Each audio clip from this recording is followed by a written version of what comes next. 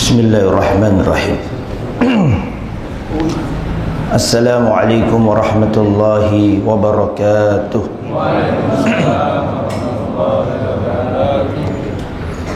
Innal hamdalillah nahmaduhu wa nasta'inuhu wa nastaghfiruh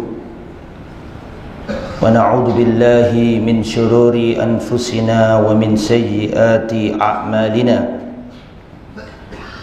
Man yahdihillahu fala mudilla lahu wa man yudlil fala hadiya lahu. Wa asyhadu an la ilaha illallah wahdahu la syarika lahu wa asyhadu anna Muhammadan abduhu wa rasuluh la nabiyya wa la rasula ba'dah.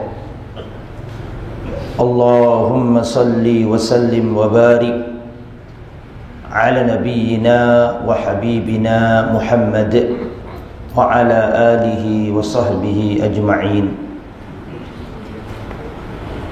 Allahumma ansur ikhwanana al-mustad'afina fi Gazzah. Allahumma ansur ikhwanana al-mujahidin fi Filastin. Allahumma ashfi mardahum wa taqabbal syuhada'ahum. Ya Allah, tolonglah saudara-saudara kami kaum mustad'afin di Gaza. Tolonglah saudara-saudara kami mujahidin yang berperang di jalan-Mu di negeri Filastin. Obatilah, sembuhkanlah orang-orang yang sakit di antara mereka, dan terimalah orang-orang yang gugur sebagai syahid di sisi-Mu. Amin ya rabbal alamin. Ikhwatal iman rahimani wa rahimakumullah. Alhamdulillah, kembali dipertemukan Allah di Masjid Al-Hikmah Surabaya. Mudah-mudahan seperti nama masjid ini, orang-orang yang datang bisa mengambil hikmah. Amin ya rabbal alamin. Wassalatu wassalam ala Rasulillah, dan semoga salawat serta salam terlimpahkan kepada baginda kita yang mulia Nabi Muhammad sallallahu alaihi wasallam, yang sangat menyayangi umatnya, yang menangis di malam hari mendoakan umatnya, yang menuntun umatnya. Semoga salawat serta salam terlimpahkan kepadanya, keluarganya, para sahabatnya, dan seluruh umatnya yang setia berjalan di atas sunnah dan ajarannya. Kita ini materinya sebenarnya sirah sahabat, nggih. Tapi pada pertemuan kali ini saya ingin mengajak panjenengan mengenal sejarahnya Bani Israel. Sejarah Bani Israel. Betul apa-apa? Ini kau ya tak boleh wae.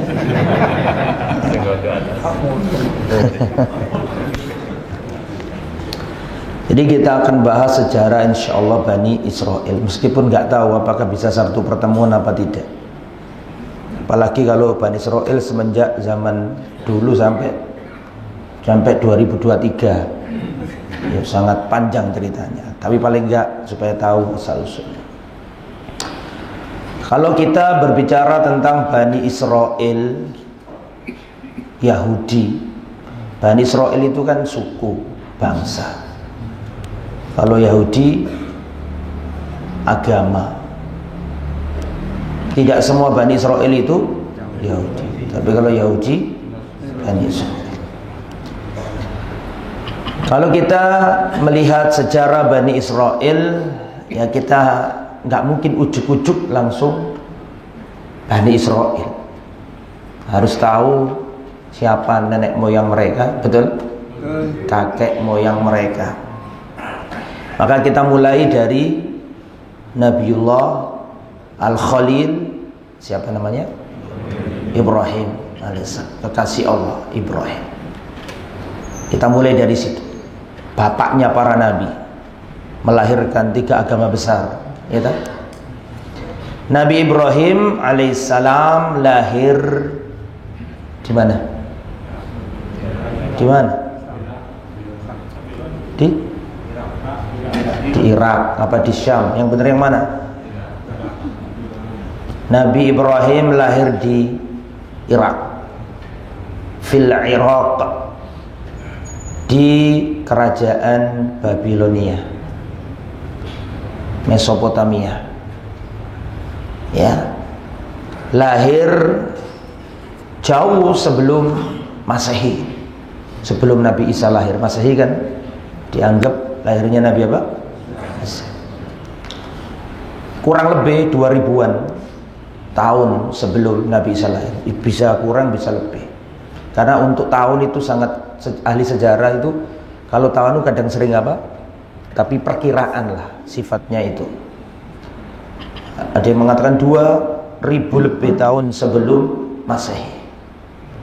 Di negeri Babilonia, yang mana negeri Babilonia tadi itu mereka secara keagamaan mereka adalah kaum pagan. Apa pagan itu? Pagan ini menyembah para dewa, dewa A, dewa B, dewa C, ya kayak bangsa Yunani kuno, ya, menyembah para dewa. Begitu juga dengan negeri Babilonia ini, mereka menyembah patung-patung, dan itu sudah menjadi tradisi turun temurun mereka. Lah bapaknya Nabi Ibrahim namanya siapa? Azar. Kalau versi ahli kitabnya Tareh atau Terah, versi ahli kitab. Sebab para ulama ada yang mengatakan itu dua nama tapi merujuk ke satu individu. Ya, yang satu nama, yang satu lain adalah gelar. Tapi wallahu a'lam bissawab, ya kita ya manut saja dengan apa yang diberitakan Al-Quran, yaitu siapa? Azar. Meskipun sebagian ahli sejarah mengatakan Azar itu sebenarnya bukan ayah tapi paman. Tapi yang jelas lafaz di Al-Quran menunjukkan bahwa ayahnya Ibrahim adalah siapa? Azar. Ya, kita tetapkan bahwa Nabi Ibrahim ayahnya bernama Azar, sebagaimana yang dikabarkan dalam Al-Quran. Azar ini bapaknya Nabi Ibrahim, profesinya adalah pembuat patung. Pembuat patung. Buat patung kalau sudah dapat dijual di pasar, dibeli oleh orang untuk disembah. Jadi Tuhan itu dijual dan dibeli. Ibrahim kecil alaihissalam ditugaskan ayahnya, diperintahkan ayahnya untuk membantu penjualan patung-patung. Maka Nabi Ibrahim ia berjalan membawa patung-patung itu ke pasar. Tapi Nabi Ibrahim ketika menawarkan patung itu, kalau ada orang mau beli, maka Nabi Ibrahim menawarkannya dengan cara ngomong kayak gini: Man yashtari ma la yanfa' wa la yadur. Ayo siapa yang mau beli barang gak bermanfaat, tidak bermadarat, gak bisa mendatangkan manfaat, gak bisa mendatangkan madarat. Jadi seperti itu beliau ini. Sampai Nabi Ibrahim menjadi dewasa, terjadi ya dakwanya beliau melalui argumentasi yang sangat panjang, tidak mungkin diceritakan, termasuk berargumentasi dengan kaumnya seputar ketemu dengan bintang-bintang hilang, ketemu dengan apa? Rembulan, ternyata rembulan hilang itu. Kemudian apa? Matahari, ternyata mataharinya hilang. Itu sebenarnya Nabi Ibrahim bukan berarti nyembah bintang, bukan nyembah bulan, bukan nyembah matahari. Itu hanya sekedar bahasa dialog untuk menyadarkan siapa? Kaumnya. Sehingga puncaknya ini kalau diceritakan detail panjang, karena kita ingin mengetahui nanti jalurnya Bani Israel dari mana. Sampai klimaksnya itu Nabi Ibrahim pada waktu itu diajak oleh keluarganya, kaumnya untuk mengadakan perayaan keagamaan mereka. Nabi Ibrahim berkata, inni saqim, aku sakit, jadi nggak mau ikut. Nabi Ibrahim berkata, inni saqim, aku sakit. Ketika orang-orang itu pergi semuanya, maka Nabi Ibrahim datang ke tempat penyembahan berhala-berhala. Kemudian tempat penyembahan berhala itu diporak-porandakan sama Nabi Ibrahim, dipecahi kabeh. Apanya dipecahi? Patung-patungnya dipecahi Nabi Ibrahim. Kecuali satu patung yang tidak dihancurkan, patung sing paling gede. Setelah penduduk setempat tahu itu, mereka sudah punya kesimpulan, iki mesti Ibrahim iki. Maka Nabi Ibrahim dipegang, dicekel, dibawa ke pengadilan, bawa ke hadapan raja. Wahai Ibrahim, bukankah engkau, ya, kamu yang mecahi ini semuanya? Tahu nggak siapa yang mecahi ini semuanya? Nah, Nabi Ibrahim berkata apa? Bahwa yang melakukan ini, yang memecahi ini semua adalah yang paling besar. Ini sebenarnya mengajak argumentasi, mengajak mereka untuk berpikir. Maka mereka mengatakan, bagaimana ini patung kok bisa apa? Bagaimana bisa menjawab ucapan kita? Bagaimana bisa mencari? Ini sebenarnya cara Nabi Ibrahim untuk membatalkan argumentasi mereka. Ya, makanya kenapa kok kalian sembah? Puncaknya maka sang raja murka. Siapa rajanya namanya? Maka Nabi Ibrahim diperintahkan untuk dibakar hidup-hidup. Dibakar hidup-hidup. Tapi Allah Subhanahu wa taala menyelamatkan Nabi Ibrahim. Ya naru kuni bardan wassalaman ala Ibrahim. Wahai api yang menyala-nyala, jadilah engkau itu adem, dingin, enggak menyakitkan. Wassalaman, dan selamat bagi Ibrahim. Dan dalam riwayat hewan-hewan pun ingin berusaha menolong Nabi Ibrahim memadamkan api tersebut. Hanya satu hewan yang enggak mau. Ya coba, cicak. Rasulullah SAW memerintahkan kita untuk membunuh cicak dan ada fadilahnya. Singkat kata, Nabi Ibrahim alaihissalam akhirnya hijrah. Jadi hijrah itu termasuk syariat Islam. Jika tidak bisa menjalankan agama di suatu negeri, hijrah. Nabi Ibrahim hijrah beserta istrinya. Siapa istri beliau? Ya, siapa istrinya beliau? Siti Sarah. Ya Sarah. Bahasa Arab kan nggak ada ra. Cuma kok sawangane Siti Sarah kok nggak keren blas. Akhirnya jadi apa? Siti Sarah. Maka sama Siti Sarah sama juga keponakannya Nabi Ibrahim. Siapa keponakannya Nabi Ibrahim? Nabi Lut. Nabi Lut alaihissalam, yang nanti diperintahkan oleh Allah Subhanahu wa taala untuk mendakwai kaum Sodom. Betul toh?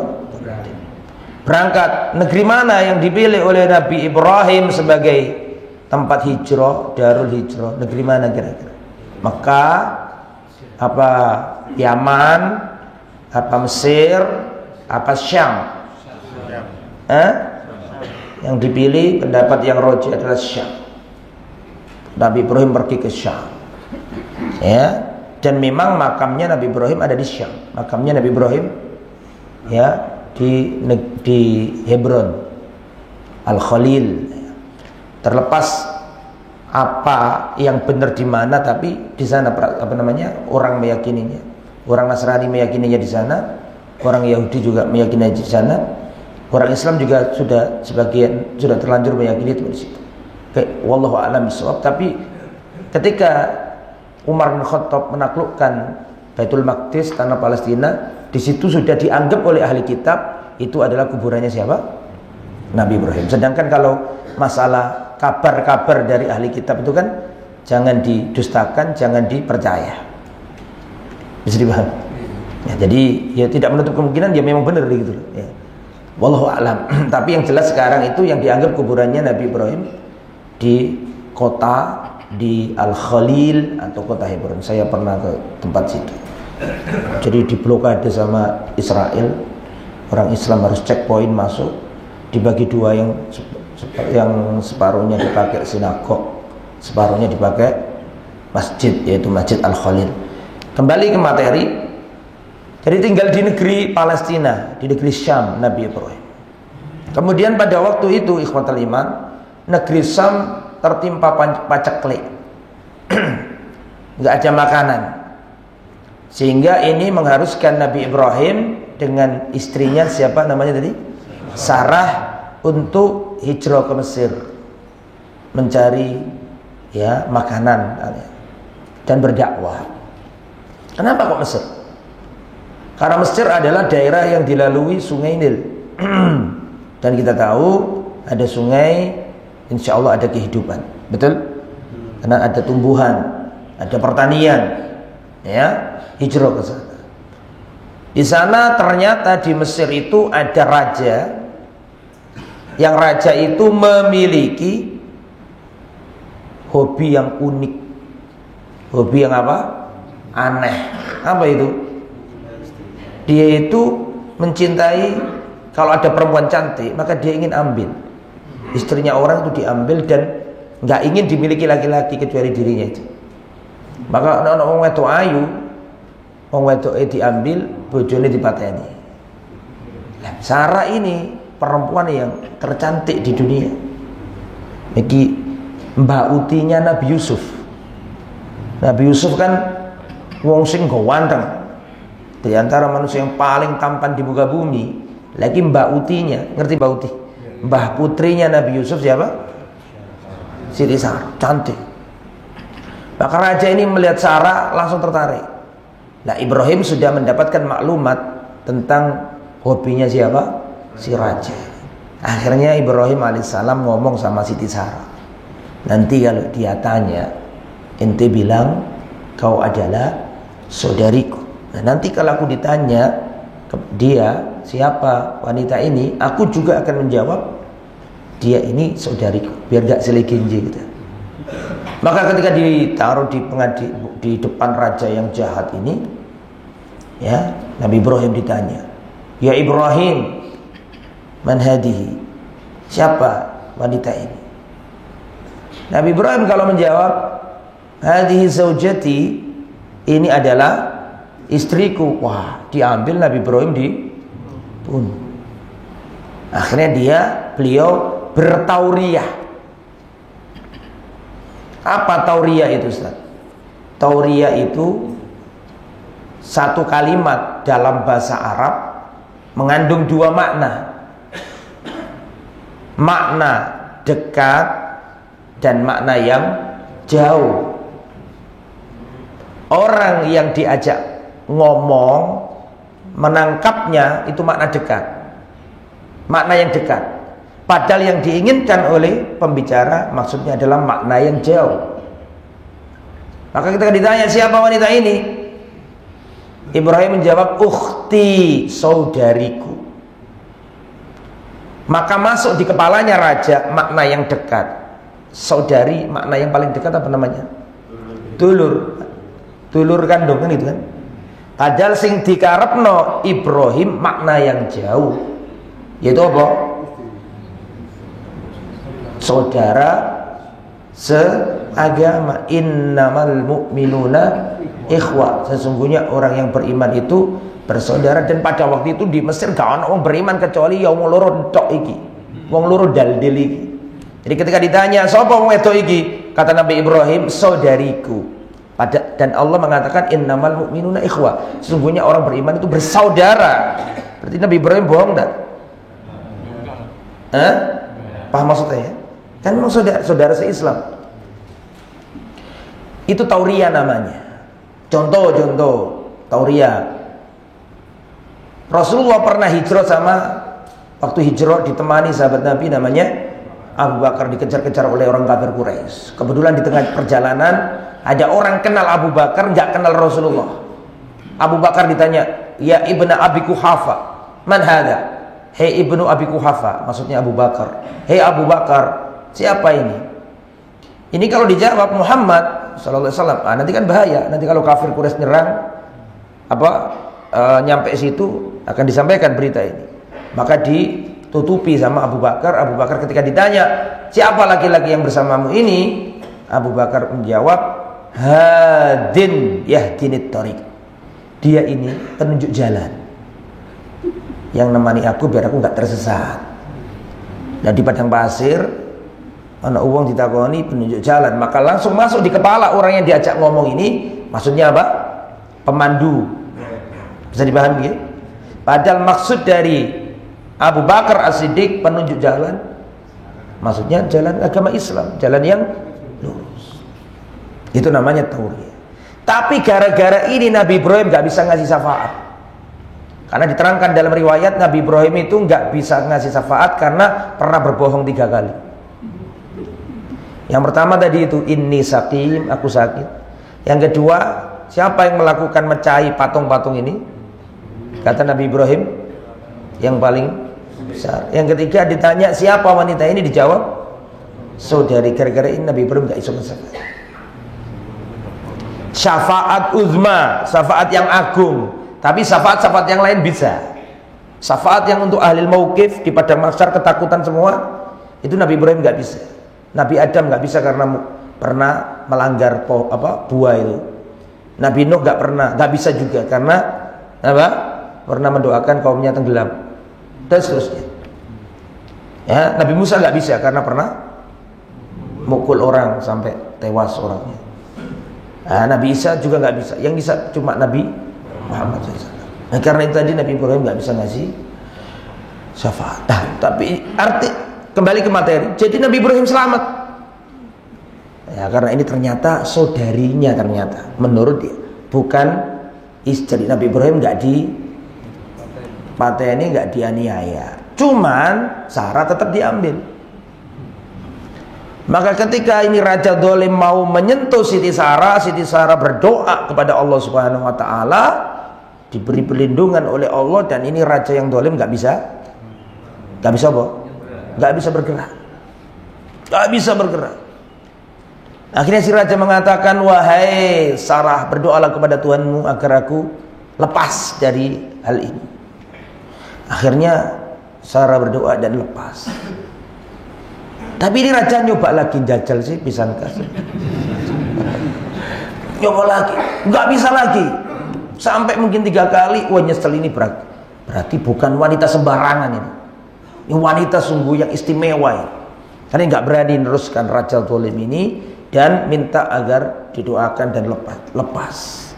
Akhirnya bisa bergerak lagi dan nyerah aja. Ini gak boleh disakiti karena ini wanita wali min auliyaillah, wali perempuan, waliyah ya.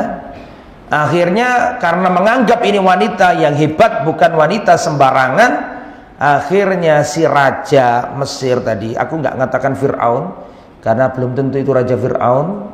Fir'aun kan apakah itu sudah zamannya kefir'aunan apa belum, wallahu alam.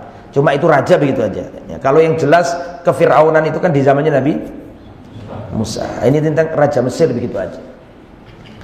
Nah, Fir'aun itu kan ada Fir'aun itu kan gelar, Pak. Siapa yang jadi Raja Mesir pada waktu itu diberi nama apa? Fir'aun. Ya. Jadi itu bukan berarti raja yang dimaksud ini adalah sama dengan raja yang di zamannya Nabi Musa. Tentu enggak toh. Waktunya juga sangat jauh, jadi bukan. Akhirnya si raja ini ngasih Siti Sarah hadiah. Hadiahnya apa? Hadiahnya seorang wanita, budak sahaya. Namanya siapa? Namanya Hajar. Namanya Siti Hajar. Sehingga Siti Hajar ini statusnya sebagai budak dikasihkan Sarah. Dan Hajar ini statusnya budaknya Sarah, bukan budaknya Ibrahim. Jelas sampai sini? budaknya Sarah. Sebagian riwayat mengatakan Hajar ini sebenarnya bukan wanita sembarangan. Riwayat yang lain mengatakan Hajar ini sebenarnya wanita milik raja, yang raja ini dikalahkan oleh raja tadi. Bisa dipahami kira-kira? Zaman dulu kan perang atau kudeta kan gitu, Pak. Intinya raja yang kalah itu diambil perempuannya ini, mungkin putrinya atau istrinya diambil sama raja ini. Ya. Terus dikasihkan Siti Sarah. Jadi meskipun budak, jangan ada di gambaran jenengan ini Hajar ini budak hitam keriting seperti kebiasaannya budak, enggak, jangan digambarkan kayak gitu. Bisa dipahami ya? Nah, karena suku asli Mesir itu bukan Negro, bukan. Suku asli Mesir apa? Kipti. Ya, bangsa Kipti. Bukan Arab. Kalau sekarang ya Mesir sudah jadi apa? Arab. Kalau dulu enggak Arab. Mereka Kipti bangsanya. Dibawalah ya kembali ke negeri Syam dengan status bahwa Hajar adalah sebagai sahaya. Kan ngoten nggih? Kemudian terus zaman berlalu, ini Ibrahim nggak punya anak, lama nggak punya. Dan Siti Sarah ini merasa dirinya mandul, nggak bisa punya anak. Dan dia pengen suaminya punya keturunan, kasihan. Maka dengan legowo hati Siti Sarah menghadiahkan budaknya yang bernama apa? Hajar, dikasihkan ke Ibrahim.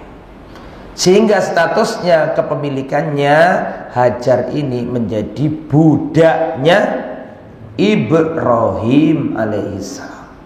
Budaknya Ibrahim.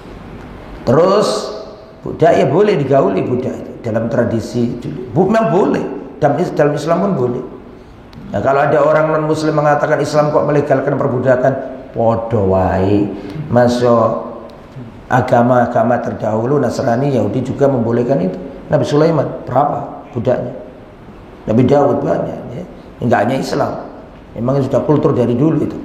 Akhirnya dengan ya Nabi Ibrahim alaihissalam menghubungi Hajar, inilah lahir seorang anak. Namanya siapa?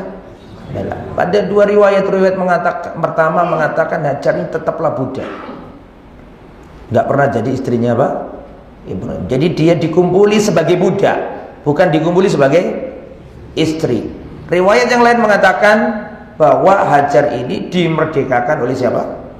Ibrahim, terus setelah itu dimerdekakan. Riwayat macam-macam. Singkat kata punya anak namanya siapa? Ismail.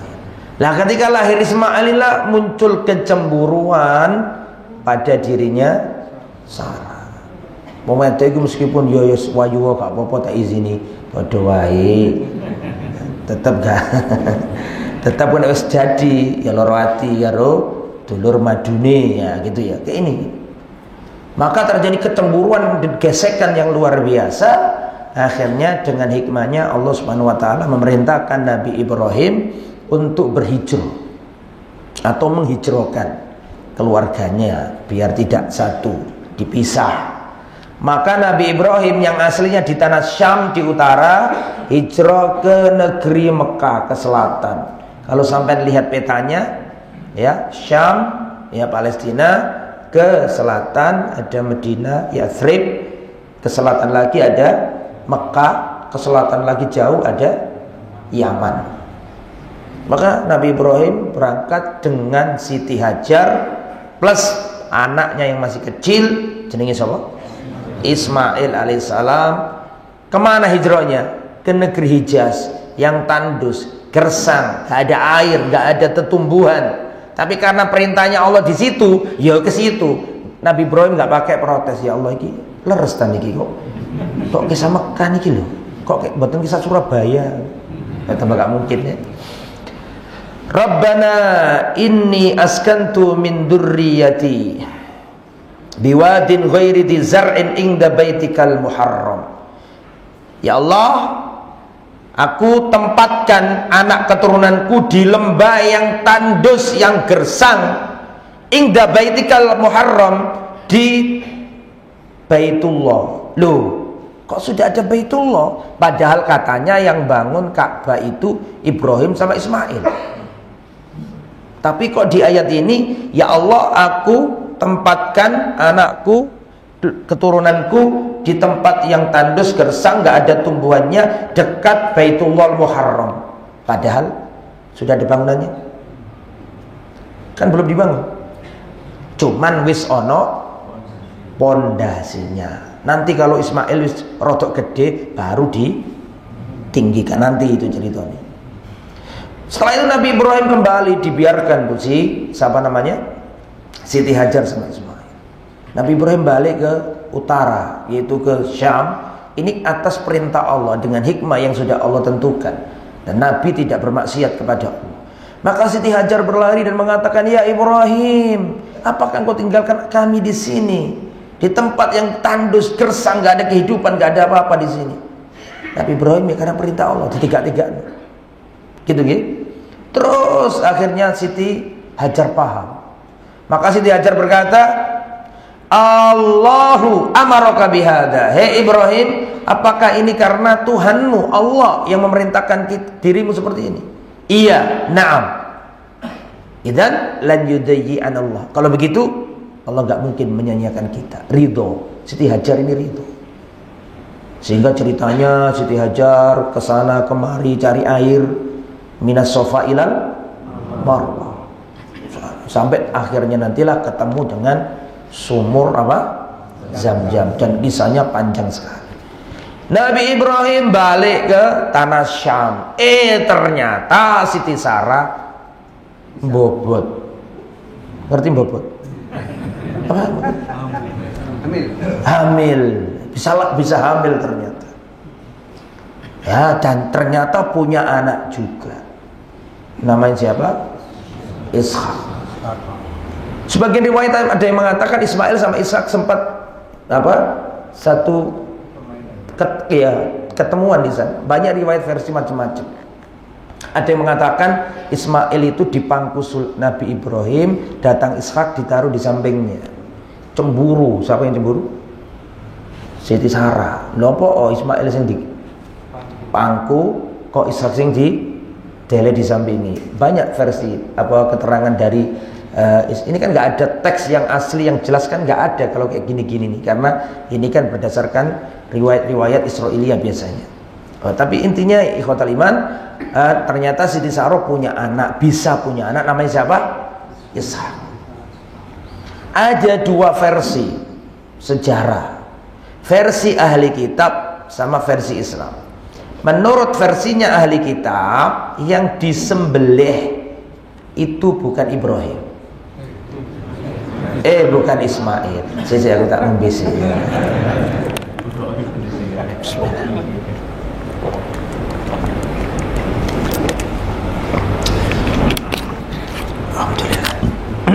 Jadi ada dua versi riwayat. Menurut keyakinan ahli kitab, yang disembelih bukan Ismail. Menurut ahli kitab Yahudi dan Nasrani, yang disembelih adalah Ishak. Di mana disembelihnya? Di Qubbatus Sakhra.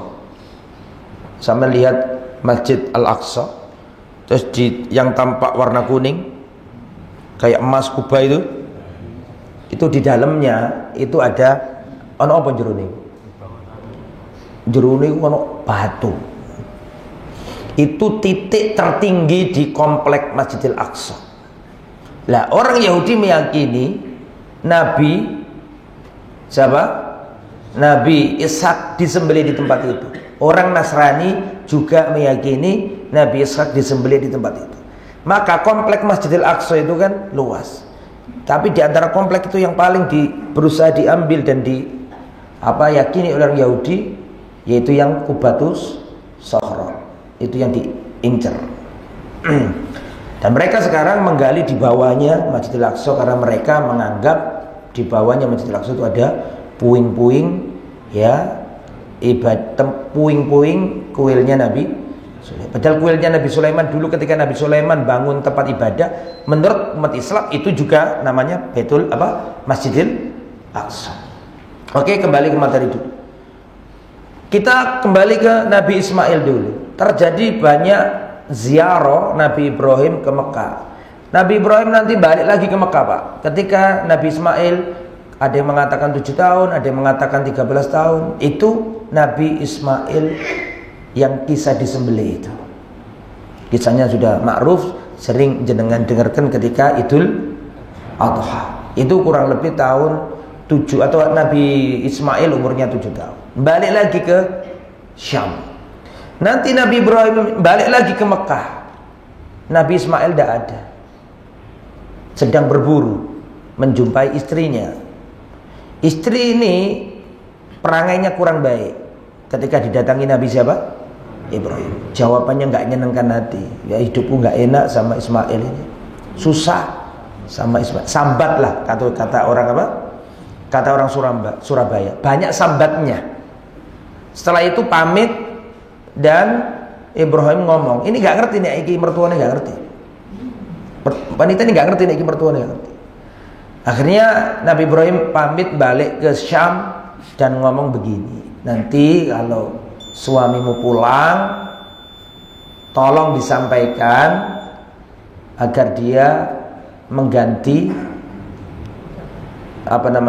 undak-undakan pintu rumahnya. Ataba itu bawahannya itu apa? Ada yang mengatakan palang pintu rumah, ada yang mengatakan kusen-kusennya. Intinya itu, suruh ganti. Balik Nabi Ibrahim. Nabi Ismail datang, dikabarkan bahwa tadi ada seorang tua berkunjung, bertanya tentang ini itu. Saya jawab begini. Intinya jawabnya nggak bagus-bagus, kelihatan kalau kurang legowonya, kurang konaannya.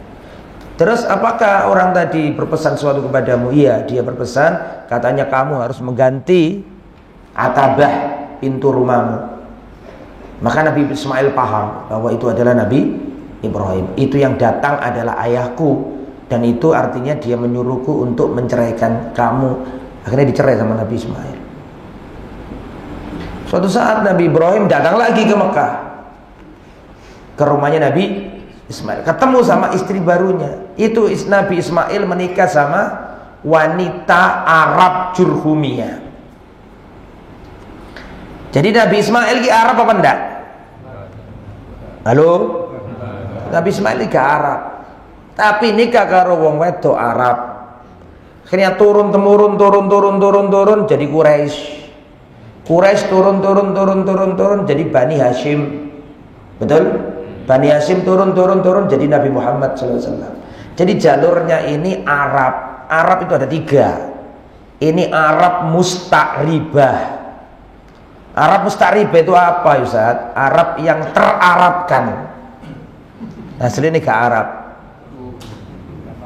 Karena kan Hajar dari Mesir, sedangkan tadi Nabi Ibrahim dari Babilonia, betul? Tapi karena nikah sama wanita Arab, anak ini nikah sama orang Arab, turun jadi Arab sudah. Tapi Arab yang versi atau yang tipe musta'ribah.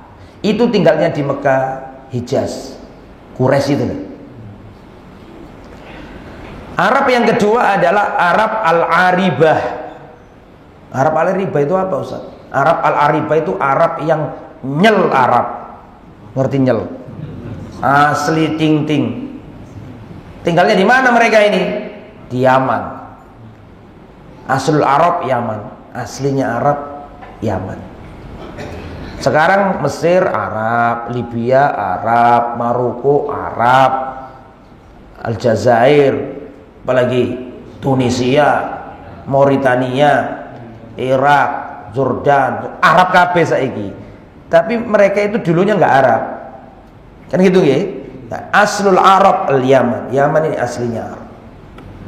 Kemudian terjadi banjir bandang karena orang dulu kan di Yaman kan ada satu Ma'rib, ada waduk namanya Ma'rib. Ketika umatnya di sana sudah tidak beriman, jebol, paham ya?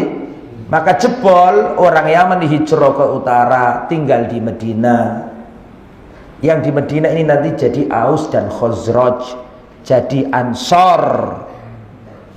Sehingga kalau lihat dari ini, Rasulullah dan orang-orang muhajirin dari Mekah hijrah ke Madinah. Muhajirin nih Arab apa? Musta'ribah, karena mereka ini Quraisy. Bisa dipahami?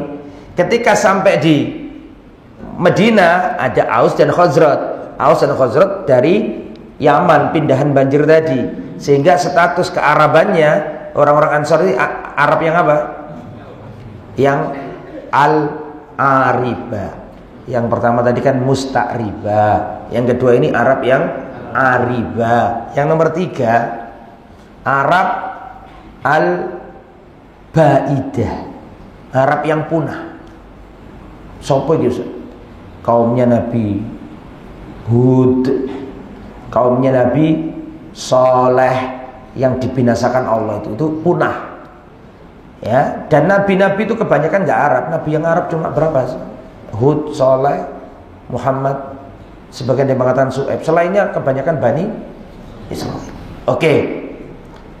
Pada istri yang kedua ini baik. Ditanya alhamdulillah hidupku enak, sama Ismail ini cocok, enak hidupnya. Pokoknya menunjukkan wanita qanaah ini. Kemudian ya sudah, kalau gitu nanti kalau suamimu datang, tolong sampaikan kepadanya agar dia tetap menetapkan atabah pintu rumahnya. Kemudian Nabi Ibrahim balik lagi. Sampai nojok takon aku ngene, Ustaz lah kok Nabi Ibrahim kok gak nunggu dulu Nabi Ismail. Lho yuk, ojo takon aku. Maksudnya kan teko sam kan ado yo. Waduh Pak zaman pian. Kok gak dinteni sik. Ombong riwayat itu ngono. Ya. Akhirnya ketika Nabi Ismail datang, tadi ada seorang tamu baik orangnya. Dia tanya-tanya tentang kehidupan kita. Saya jawab, alhamdulillah kita hidupnya enak, legowo gitu. Terus dia pesan apa? Dia pesan katanya, engkau diperintahkan untuk menetapkan atabah pintu rumahnya, pintu rumahmu. Maka kata Nabi Ismail, itu bapakku Ibrahim, dan aku disuruh tetap mempertahankanmu menjadi istriku. Ini istri yang baik ini. Terus zaman berlalu, balik lagi Nabi Ibrahim. Ini turun bakat Bani Israel ternyata. 1 jam lebih, belum 1 jam ya. Sudah. Nah, akhirnya ketemu lagi sama Nabi Ismail. Keberapa kali ini berarti? Keempat kali ya, kurang lebih. Lah inilah saatnya Nabi Ibrahim sama Nabi Ismail bangun Ka'bah. Wa idh yarfa'u Ibrahimul qawa'ida. Ya. Dan ingatlah ketika Nabi Ibrahim membangun apa? Bukan membangun tepatnya, tapi meninggikan pondasi Ka'bah bersama Nabi Ismail. Nah, disitulah baru dibuatkan Ka'bah yang di zamannya Nabi Ibrahim dan Nabi Ismail. Setelah itu balik lagi ke Syam. Nah, sekarang kita bahas yang Syam. Nabi Ismail kita taruh dulu di sini, nggak kita bahas. Lah, siapa tadi? Sarah ya. Ini sebentar lagi mau ngerucut ke Bani Israel. Siti Sarah punya anak namanya Ishak.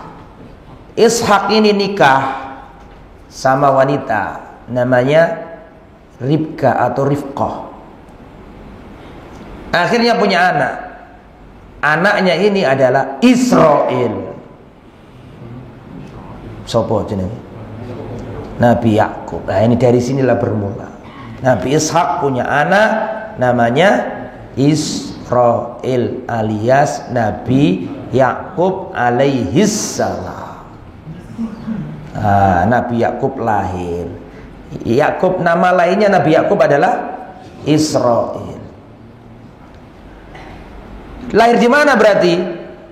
Nabi Ishak lahir di Kanaan, yaitu di mana? Di tanah Palestina.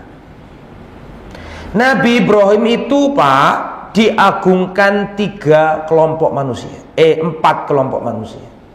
Saya ulangi sebelum saya lanjut ke Nabi Ishak. Nabi Ibrahim itu diagungkan, diistimewakan 4 kelompok manusia. Siapa saja kira-kira? 1 bangsa Yahudi. Kenapa kok diagungkan? Soalnya Ibrahim itu baik Bani Israel. Betul deh ya? Yang kedua, karena apa? Siapa yang mengagungkan? orang Nasrani, Kristen. Yang nomor 3 Islam. Yang nomor 4 siapa? Kafir Quraisy. Kafir Quraisy. Saya mau tanya, kafir Quraisy itu mengakui nggak keistimewaannya Ibrahim? Mengakui loh. Kafir Quraisy loh masih melakukan haji. Mereka loh sunat. Kenapa kafir Quraisy kok sunat? Ngerti itu ajarannya Nabi Ibrahim. Mereka mengakui, cuman karena saking jauhnya jarak, dan ya kemarin saya jelaskan orang yang pertama kali mengubah ajaran Ibrahim menjadi ajaran penyembahan berhala. Dulu bangsa Arab tauhid, Pak, mengagungkan Nabi siapa? Ibrahim. Terus ada seorang namanya Amr, siapa? Luhai. Itulah yang pertama kali apa? Mengubah penyembahan itu. Akhirnya jadi penyembah berhala. Tapi mereka ngerti sosok yang istimewa. Jenenge siapa? Termasuk sunat. Itu kan ajarannya Nabi Ibrahim. Semua orang kafir Quraisy sunat. Bahkan Abu Jahal, Abu Lahab sunat tetap. Mereka juga haji. Betul? Dan haji juga ajarannya Nabi. Jadi Nabi Ibrahim itu diagungkan 3 komunitas manusia. Yahudi, kemudian Nasrani, kemudian Islam, kemudian kafir Quraisy. Di antara 3 ini, Yahudi, Islam, sama Nasrani, yang paling tidak begitu memuliakan adalah yang nomor 3. Yang nomor 2 apa? Nasrani. Nasrani tidak begitu. Kenapa? Karena Nasrani itu lebih tersentralkan ke sosok tokoh namanya Yesus, Nabi Isa alaihissalam. Makanya kurang. Berbeda dengan Yahudi dan berbeda dengan apa? Islam dalam memuliakan Nabi Ibrahim. Akhirnya Ishak ini, Pak, menikah. Kok Ishak? Ishak sudah menikah tadi ya, punya anak jenenge siapa? Yakub. Nabi Yakub ini masih boleh diteruskan? Ya, sedikit lagi insyaallah. Nabi Yakub ini punya paman. Paman berarti pamannya ini dari ibu. Berarti saudaranya siapa tadi? Salah, Pak. Tadi kan Nabi Ishak menikah sama perempuan namanya siapa tadi? Ribka atau Rifqa. Rifqa itu punya saudara. Berarti kan pamannya Nabi Yakub. Ojo bingung. Namanya Laban. Bukan Lakban. Nah, Laban. Nabi Yakub ini, Israil alaihissalam ini, waktu berkunjung ke rumah pamannya yang bernama Laban itu, Nabi Yakub itu melihat putrinya pamannya itu cantik. Namanya Rahel. Bahasa Arabnya Rahil. Mungkin kita bilangnya Resel. Rahel ya, Rahel. Rahel. Karena tertarik sama misanannya sendiri, kan boleh menikah dengan misanan dalam, boleh. Maka dia ngomong sama pamannya, wahai pamanku, aku ingin menikah dengan putrimu namanya yang Rahel itu. Lu boleh, ponakanku, tidak apa-apa, tapi kamu harus kerja dulu bersama aku 7 tahun. Itu biasa, itu tradisi zaman dulu. Kayak Nabi Musa juga kan gitu kan, disuruh apa? Kerja dulu, kerja sama pamannya sampai 7 tahun, terus ngomong, paman sudah waktunya. Oh iya, nggak apa-apa nikah. Ternyata nggak dinikahkan sama Rahel, dinikahkan sama saudarinya Rahel, namanya Lia. Padahal sih dipingini siapa? Rahel. Loh paman, aku pengen sama Rahel, kok dikasih Lia? Gini wahai ponakanku, tradisi kita ini gak boleh dulur nom ngelangkai dulur tua. Loh kok pada karo wong Jawa? Tak kira ono sumberi dari sini ternyata. Tradisi kita kan kasihan Mbak Yunya nanti. Ya akhirnya gimana ya? Akhirnya diterima sama siapa?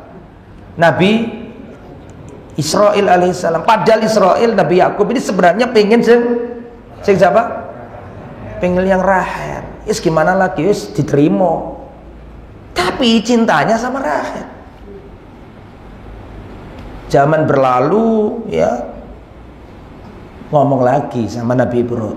Nabi siapa tadi? Bukan Nabi, pamannya. Paman, aku pengen nikah sama Rahel. Ya enggak apa-apa, tapi kau harus kerja dulu bersama aku 7 tahun. Berapa tahun? 14 berarti.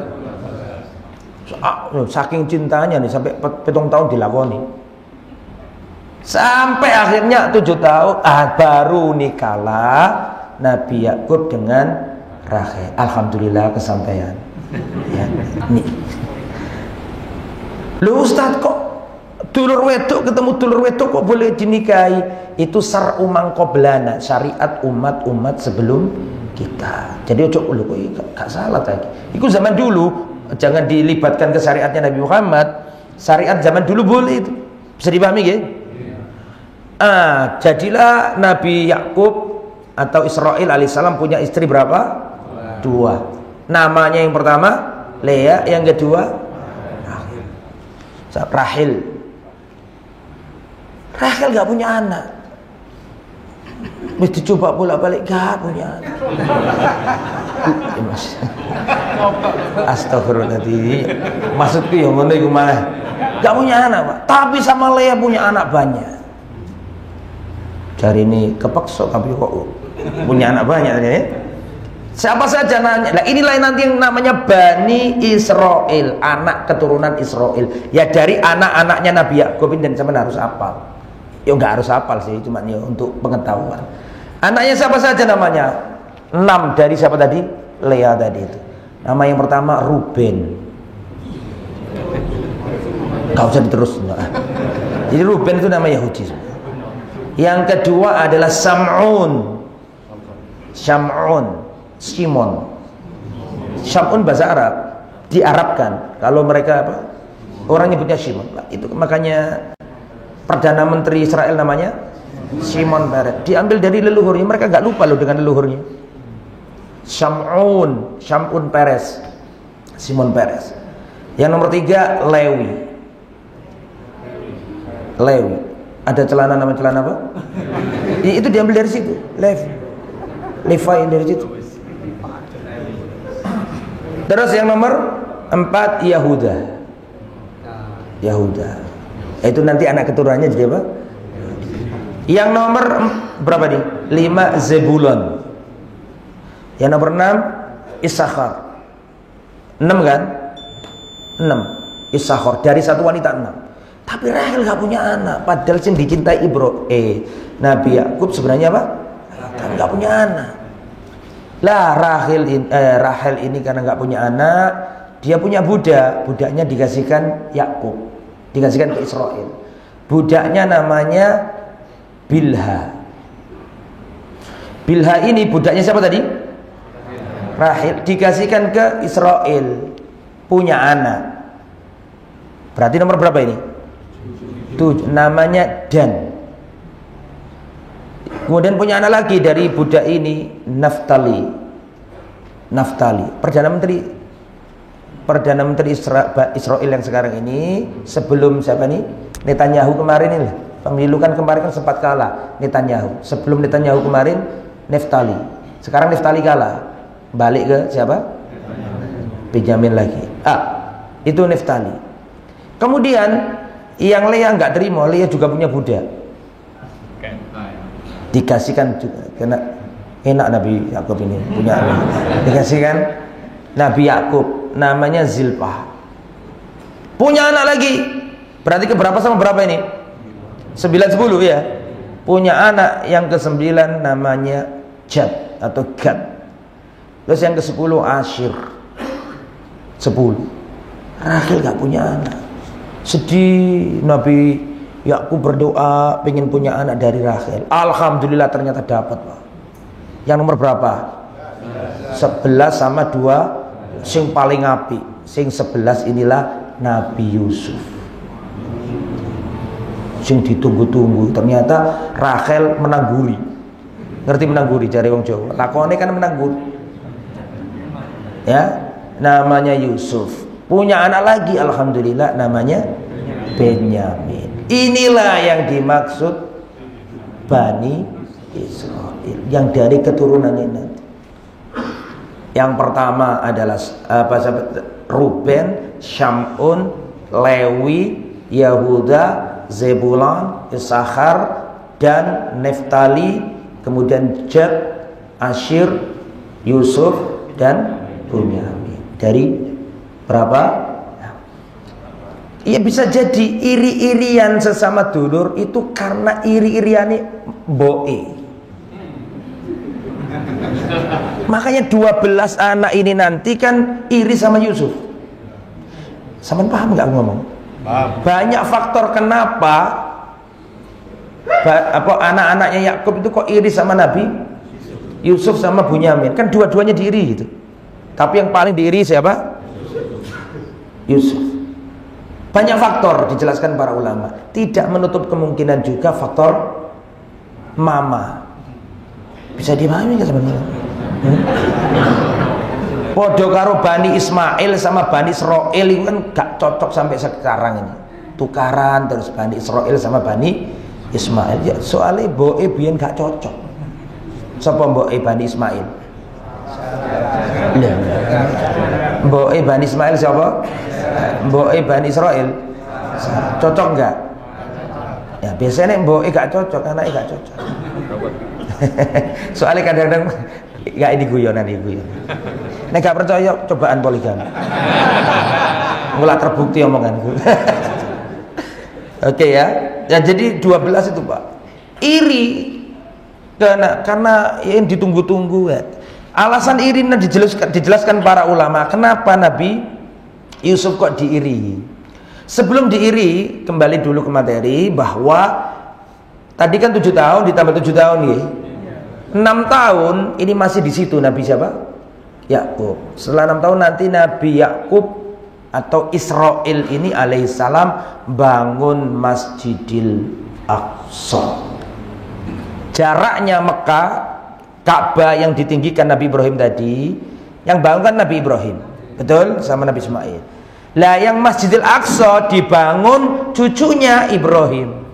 Ibrahim punya anak Ishak, Ishak punya anak Yakub, yaitu Israel. Israel inilah yang membangun Masjidil Aqsa pertama kali, dan itu jaraknya 40 tahun dari Masjidil Haram.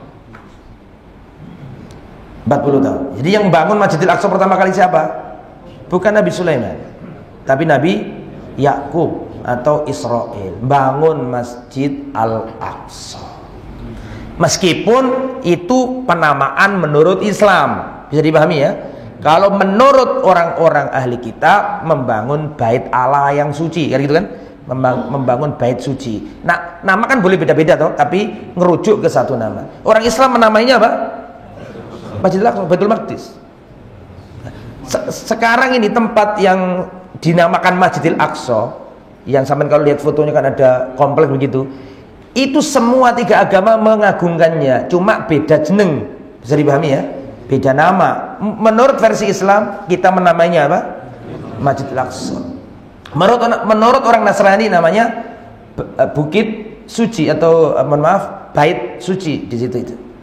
Nanti orang Yahudi juga punya keyakinan nama sendiri, Bukit Zion di situ. Kita nggak bahas itu. Intinya Nabi Yakub apa? Membangun Masjid Al-Aqsa. Kemudian anak-anaknya Bani Israil tadi itu kurang seneng sama Nabi Yusuf. Hasad. Kenapa? Ada banyak faktor yang membuat hasad. Di antaranya karena mereka menganggap atau merasa Nabi Yakub ini nggak adil. Menurut mereka loh ya. Karena dianggap sayangnya lebih kepada Yusuf ini. Itu dalil Pak, sampeyan jangan sampai pilih kasih kepada anak. Karena itu menyakitkan. Nabi Ibrahim itu nabi, nggak mungkin pilih kasih, nggak mungkin nggak adil. Itu saja ketika anaknya merasa orang tuanya pilih kasih, bisa menimbulkan efek sejahat itu. Apalagi kalau orang tua benar-benar pilih kasih, itu bisa bunuh-bunuhan anaknya itu. Bisa jadi gak wawu sepanjang masa. Betul apa enggak? Asli ini dulu tuh gak ada masalah, tapi berhubung saudara emaknya, bapaknya mengutamakan yang satu terus diutamakan, itu nanti lambat laun anak yang kedua akan benci kepada anak pertama, atau sebaliknya. Karena perlakuan orang tua yang tidak adil. Makanya jangan pilih kasih kepada anak. Kalau kamu nggak tahu kalau kamu mati mana di antara anakmu yang paling bermanfaat bagi dirimu, kau nggak tahu. Bisa jadi anak yang kamu kasih terus itu nggak bermanfaat. Makanya Al-Quran mengatakan harus takrobu, ta'dilu. Hendaklah kalian melakukan apa? keadilan. Huwa aqrabu littaqwa. Karena anak yang kita cintai, yang minta kita banggakan, kalau kita sudah sakit-sakitan, justru anak sing tidak kita, malah justru dia yang taat. Makanya nggak kena dia ngono. Nah, kalau Nabi siapa? Yakub ini tidak curang, adil, itu saja anaknya merasa ya ada pilih kasih, menimbulkan efek sejahat itu. Maksud saya loh ya. Apalagi kalau orang tua memang sudah pilih, efeknya pasti negatif. Itu pelajarannya maksud saya. Jangan pilih kasih kepada anak, samakan anak, adil dengan anak. Dan adil juga nggak mesti sama ya, tapi harus menunjukkan keadilan itu dirasakan oleh anak-anak kita. Nah, sekarang kenapa Nabi Yakub kok rasa cintanya kepada Yusuf lebih? Kenapa? Satu, banyak faktor. Bisa jadi ya karena ini anak yang paling muda. Dimanapun anak yang paling muda itu biasanya yang paling disayang. Dan Yusuf kan termasuk yang paling muda kan, dari paling kecil, mesti disayang. Itu satu. Kedua, bisa jadi faktor dari istrinya tadi. Karena Rahel lebih jenenge uang kan bojo papat misalnya, ya adil secara dohiri, tapi jerone hati mesti ono salah siji yang paling istimewa. Betul apa Anda? Itu nggak bisa dipungkiri. Ini gak ngandel ya, cobaan dewi. Sepurane ibu ya. Ini ada ibu tadi. Sepurane ibu. Kok jadi rono tadi? Kemana sekarang ini? Kembali materi. Kemana ini? Yang kedua juga diantaranya adalah kenapa kok Nabi Yakub menampakkan cinta yang lebih? Karena Yusuf ini pernah ngomong sama Nabi Yakub, sama Israel. Hei ayah, aku pernah bermimpi. Aku melihat ada 11 ahada asyara kaukaban. Saya melihat 11 bintang sujud kepada aku, ditambah matahari sujud, ditambah bulan pun sujud. Maka Nabi Yakub itu paham, dia itu seorang nabi. Anakku, jangan ceritakan mimpimu ini kepada saudara-saudaramu, bahaya. Sejak itulah Nabi Yakub itu perhatiannya apa? Lebih. Ini gak disenangi sama anak-anak yang lain. Sehingga anak-anak yang lain itu terjadilah apa yang terjadi, mengajak Nabi Yusuf untuk apa? Berburu, ya kan, main. Kemudian mereka membuat makar dan tipu daya. Mereka ada yang mau bunuh, jangan.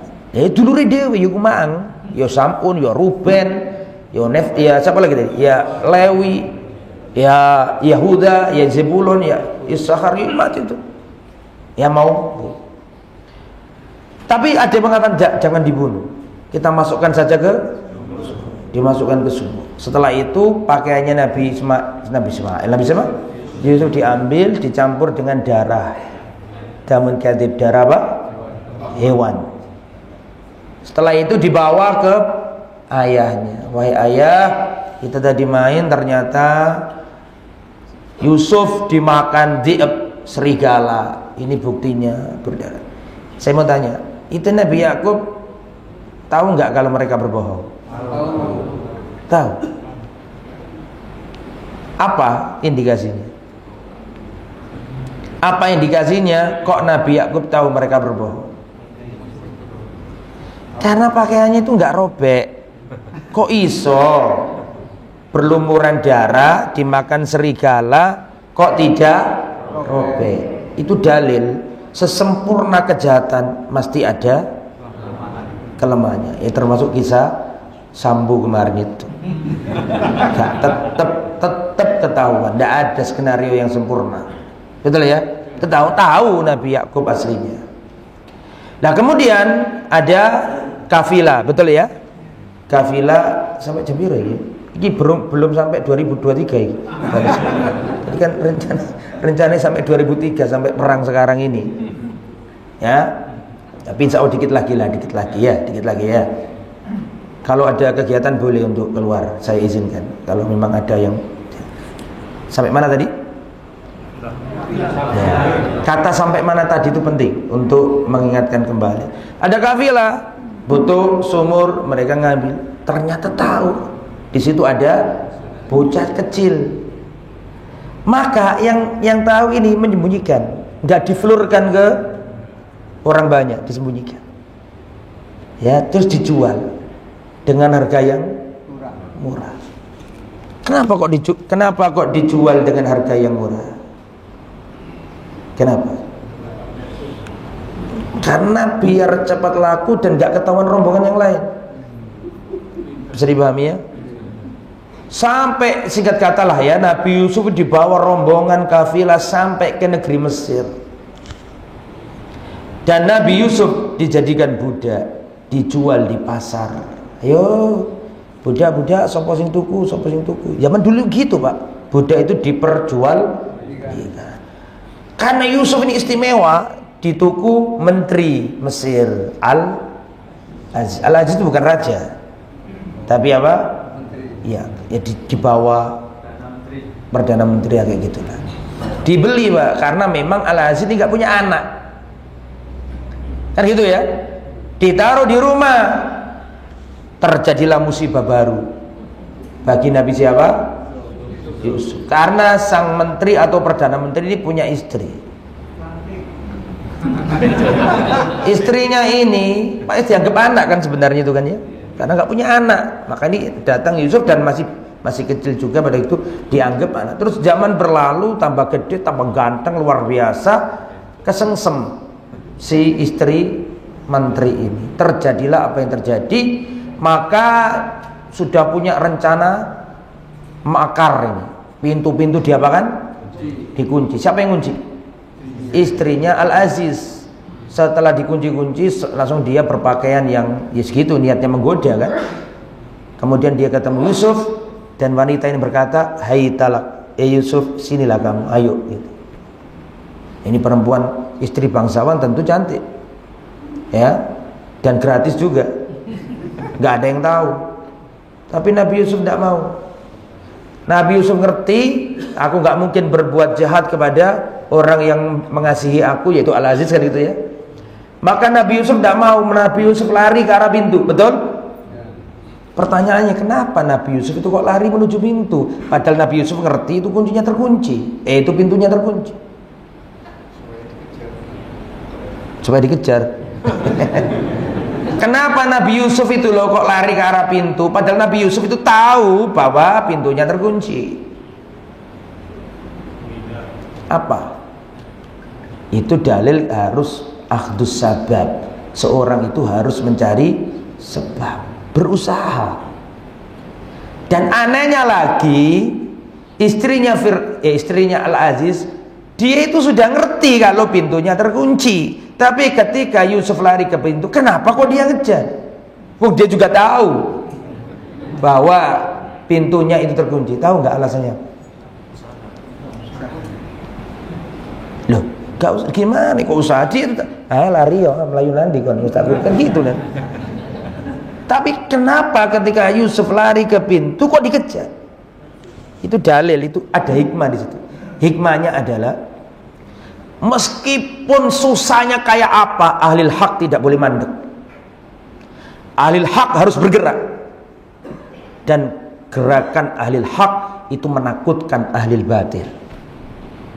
Bisa dipahami? Padahal ahlil batil itu ngerti, gak iso metu awakmu iku. Tapi berhubung Nabi ini bergerak, berusaha, takut mereka. Takut. Jadi gerakan ahlil hak itu membuat takut ahlil batil. Maka ahlil hak tidak boleh diam. Bisa dipahami saya ya? Seberapapun sulit dakwah tetap harus jalan. Misalnya, alhamdulillah Indonesia ini dimudahkan. Ketika di pintu ternyata ada Al-Aziz datang, otomatis punya kunci serep. Atau nggak ngerti sing kunci serep sing di ya, buka. Ada di pintu. Mari lihat makarnya wanita ini. Dia berkata, apa seharusnya yang dilakukan kepada orang yang hendak melecehkan istrimu? Dibalik sama dia. Nih jahatnya wong wedok iki. Jahat temenan wong wedok iki. Lu dibalik lu padahal dia sing jahat. Ya. Akhirnya wasyahida syahidun min ahlihi. Ada saksi di keluarga situ. Ada yang mengatakan bayi, bocah kecil. Ada yang mengatakan kerabatnya wanita ini. Lihat, kalau bajunya sobek dari depan, wah ini berarti Yusuf yang merkosa. Tapi kalau bajunya Yusuf terkoyak dari apa? Belakang, berarti sing wedok, sing jaluk. Ternyata dijumpai apa? Sobek dari belakang. Berarti saya mau tanya ke antum. Berarti Al-Aziz ngerti nggak nek bojone sing salah? Tapi lihat yang dilakukan Al-Aziz ini justru menjebloskan Nabi Yusuf ke penjara, dan dia tidak bisa menceraikan istrinya padahal dia tahu bahwa istrinya salah.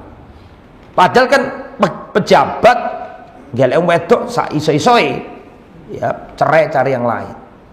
Tapi kenapa laki-laki ini kok justru menjaga kehormatannya, marwahnya? Si Yusuf di penjara, istrinya dimaafkan, bahkan terus dalam rumah tangga. Kenapa kok gitu?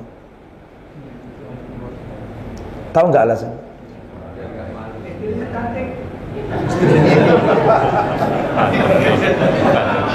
Jawabannya karena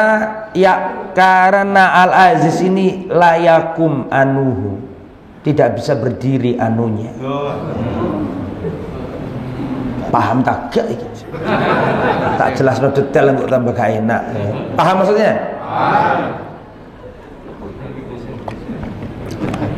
Kalau sih nggak paham loh, apa berdiri? Dalam riwayat itu nggak bisa itu, Pak, berdiri. Makanya nggak diana.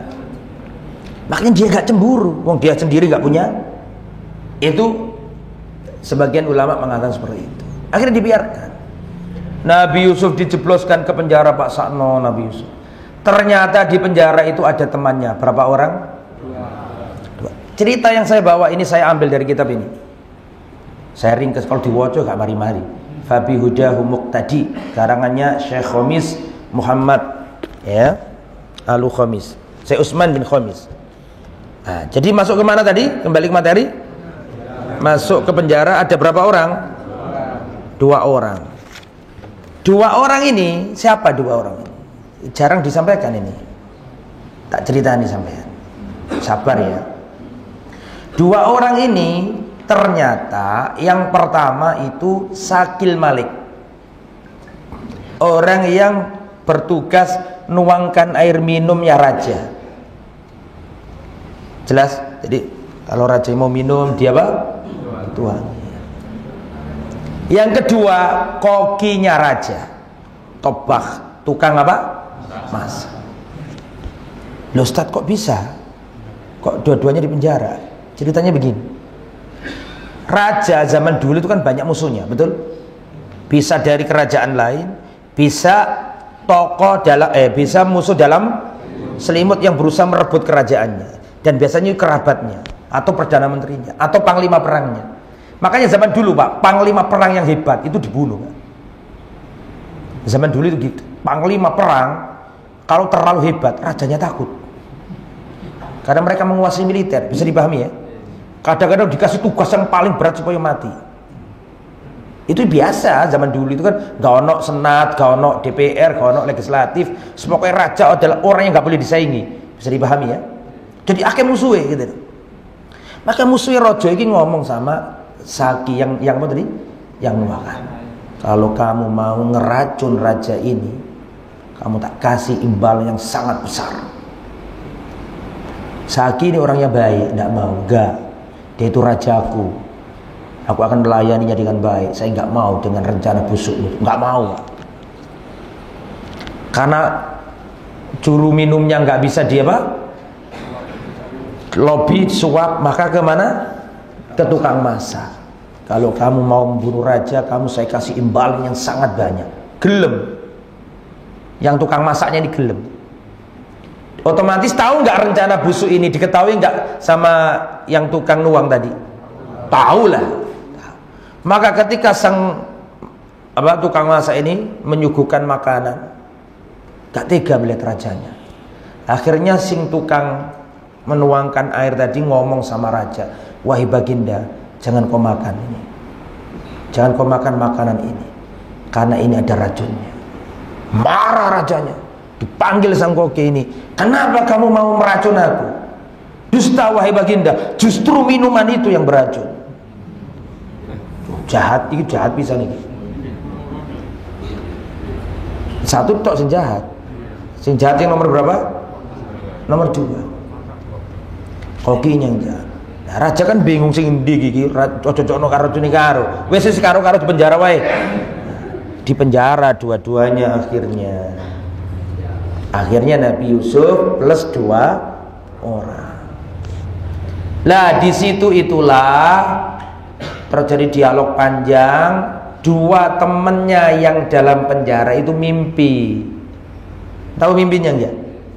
Yang pertama mimpinya apa? Disebutkan dalam Al-Quran surat Yusuf ayat 36. Inni arani aksiru khamra.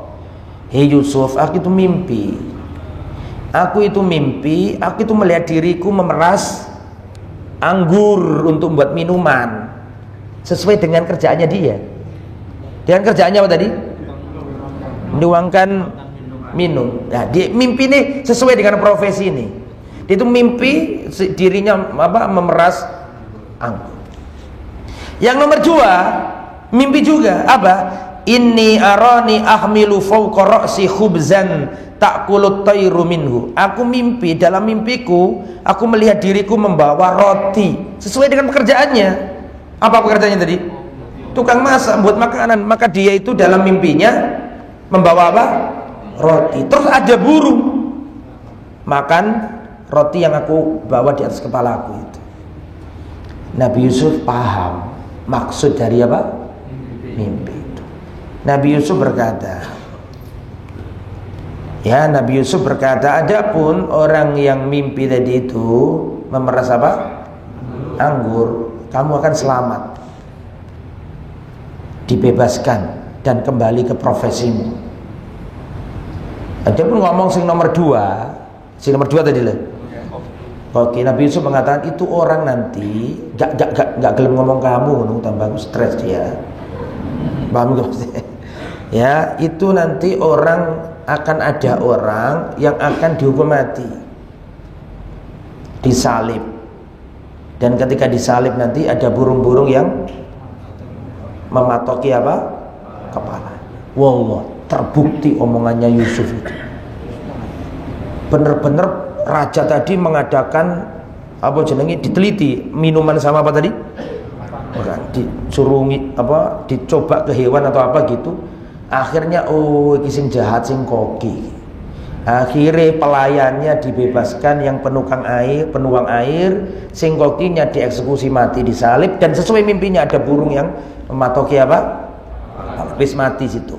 Lah, pelayan inilah yang ngomong ke raja.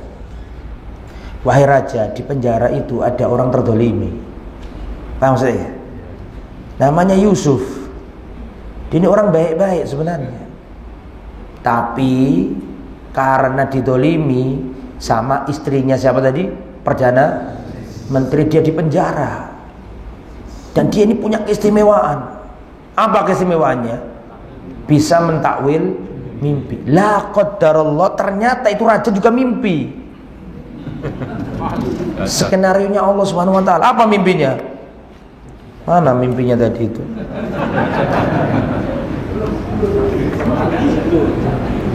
Mimpi apa ya raja ini mimpinya? Wa qala al-maliku inni ara sab'a baqaratin simanin ya'kulhunna sab'un ijafun wa sab'a sumbulatin khudrin wa ukhra yabisat. Jadi rajanya mimpi ada 7 sapi yang gemuk-gemuk dimakan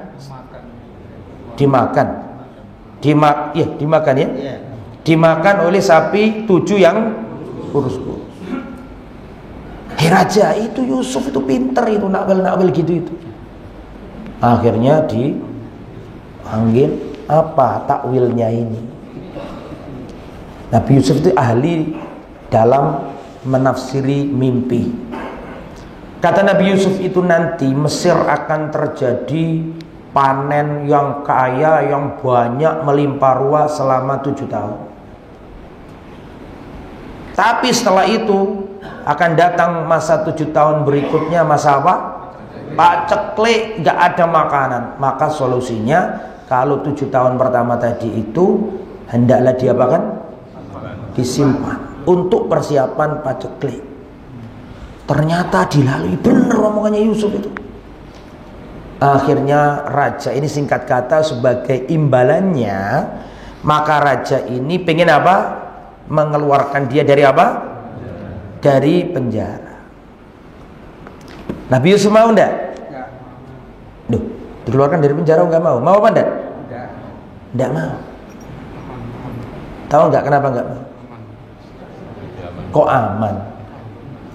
Lebih aman di penjara. Kok? Kenapa enggak mau? Nabi Yusuf enggak mau, karena Nabi Yusuf kalau dikeluarkan gara-gara itu, berarti benar dia itu dulu masuk penjara karena memperkosa wanita. Saya mau dikeluarkan dari penjara kalau dengan dalam asas bukan karena ini, tapi karena dia memang tidak bersalah. Paham nggak maksudnya? Karena Nabi nggak boleh jadi tuhma. Seorang Nabi nggak boleh jadian ada celah untuk menuduh Nabi bersalah. Mau asli nggak salah kok salah gitu loh. Akhirnya diputihkan namanya karena memang ketahuan ternyata nanti si wanita ini ngaku bahwa akulah dulu yang apa? Merekayasa itu. Akhirnya Nabi Yusuf dibebaskan, dibersihkan namanya. Saking senengi sang raja Nabi Yusuf, padahal beda bangsa loh ini. Beda bangsa. Mesir ini sukunya Kipti, sedangkan Yusuf ini Bani Israel, bukan orang Mesir. Wajahnya pun beda, aslinya bahasanya juga beda. Tapi sama raja Mesir, wis dak apa-apa, kamu tak jadikan pejabat, jadi menteri. Pertanyaannya, menteri apa yang dijabat oleh Yusuf?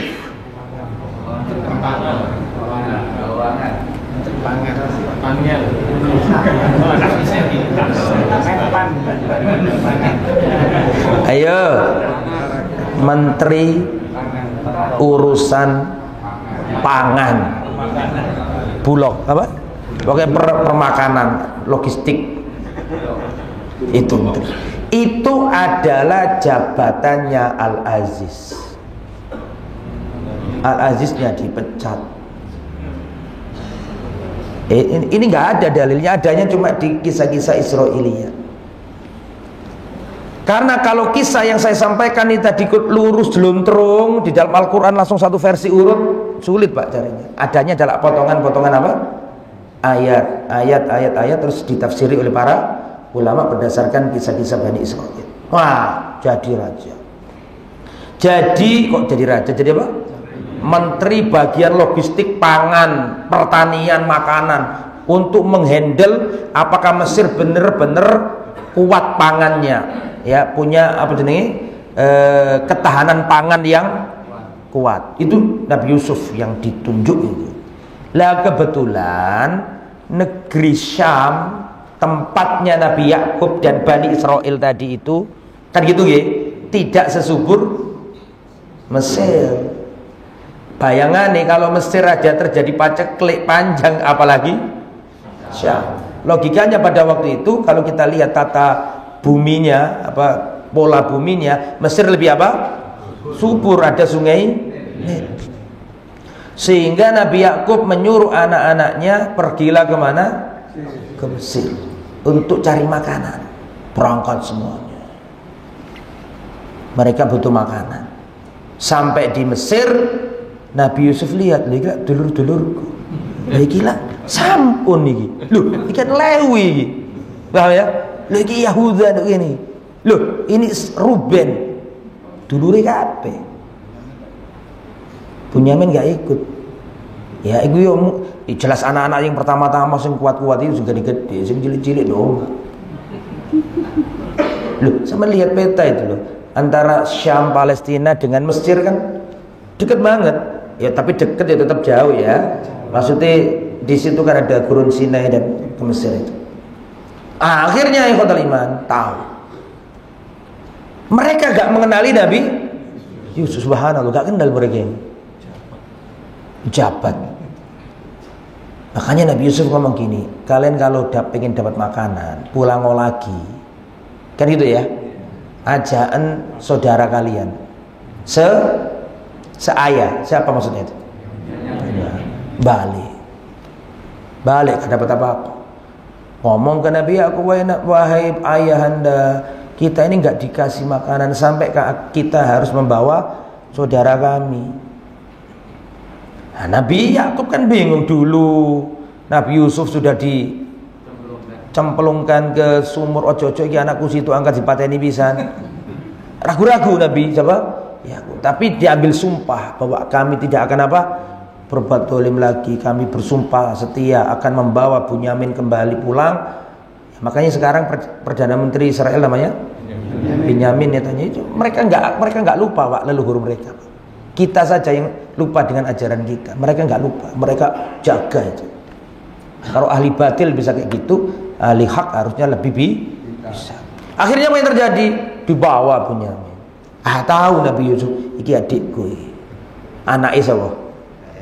Rahel. Sedangkan yang lain anaknya seperti Leah. Akhirnya apa yang terjadi? Khotal iman, Nabi Yusuf bagaimana caranya agar apa tadi? Adiknya Bunyamin ini nggak balik kemana? Ke Mesir.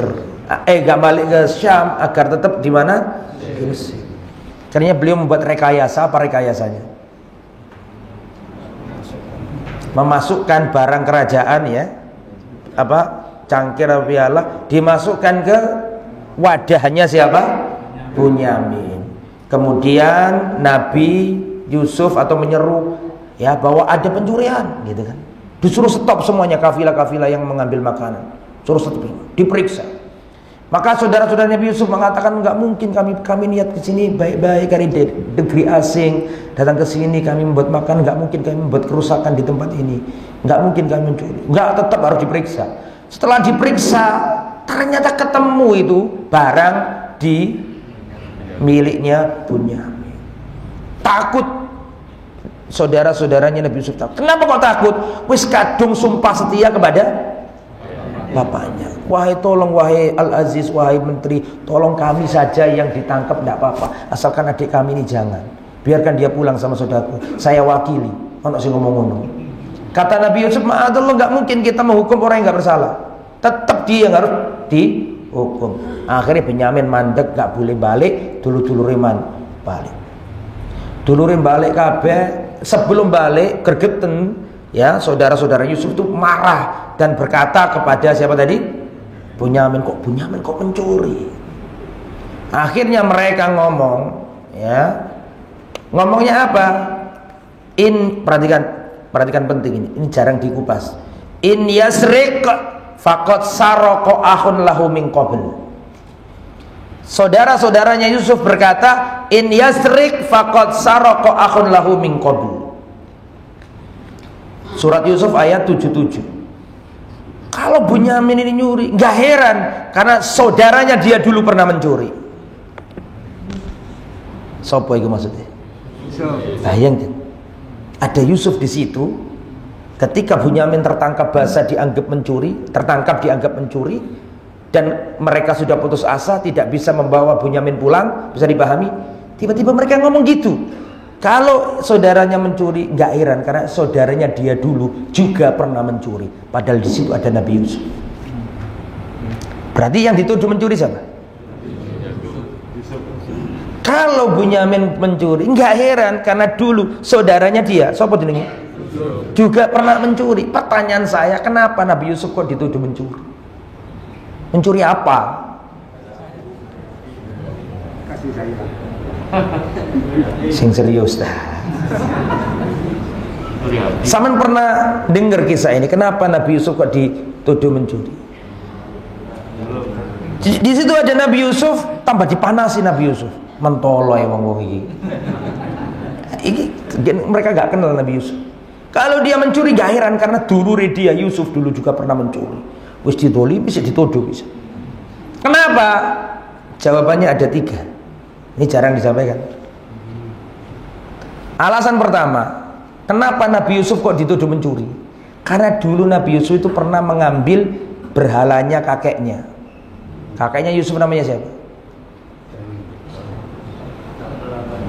Laban. Nah, berarti beliau konsentrasi.